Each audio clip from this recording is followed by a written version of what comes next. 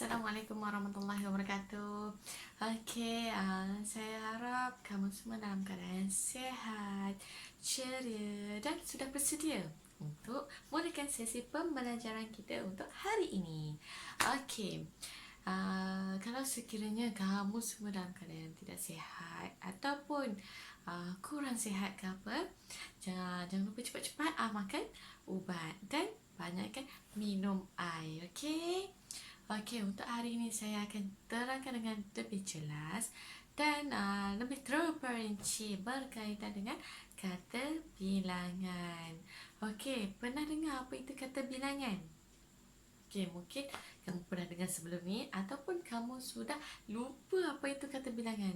Tapi jangan risau, untuk hari ini saya akan jelaskan dengan lebih terperinci berkaitan dengan kata bilangan. Ayo, kita dengarkan dengan lebih jelas apa itu kata bilangan. Okey?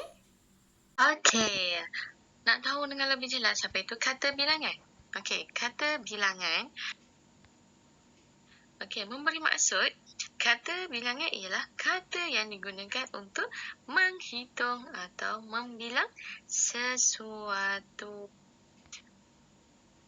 Okey, kata bilangan terdiri daripada 7 jenis, iaitu yang pertama, kata bilangan tentu.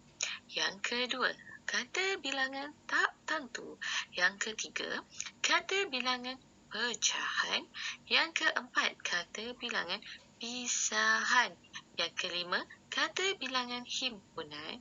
Yang keenam, kata bilangan tingkat. Dan yang terakhir, kata bilangan tanya. Okey, kata bilangan tentu, iaitu contohnya 1, 2, 3, 4, 100 dan sebagainya. Yang selanjutnya, okey. Untuk menyatakan bilangan yang tentu.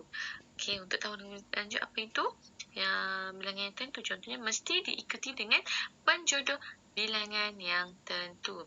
Sebagai contoh, okey, saya bagi contoh ayat ya.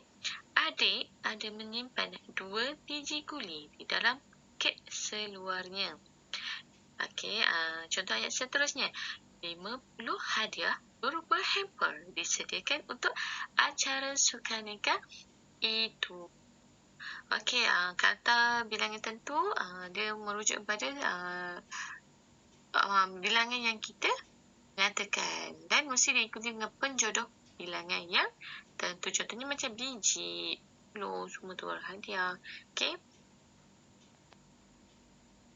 Seterusnya, kata bilangan tak tentu. Contohnya beberapa, para, semua, segala, sekalian, setengah, sesetengah, sebilangan, sebahagian, berbagai-bagai, pelbagai dan sebagainya. Okey, untuk menyatakan bilangan yang tidak tentu atau tidak diketahui bilangannya. Contohnya macam, okey, beberapa tu kita nak nyatakan yang banyak, tapi kita tak tahu berapa. Jadi kita akan anggarkan dia beberapa. Okey, contoh, kata nama yang diikutinya tidak perlu diulang kerana kata bilangan itu sudah menunjukkan masuk jamak. Jamak itulah banyak, okey, ramai. Contoh ayat, pelbagai jenis kuih dijual di gerai Mak Dara sepanjang bulan Ramadan. Seterusnya, sebahagian daripada tanah terbiar di desa itu telah diusahakan dengan tanaman nanas. Okey. Seterusnya,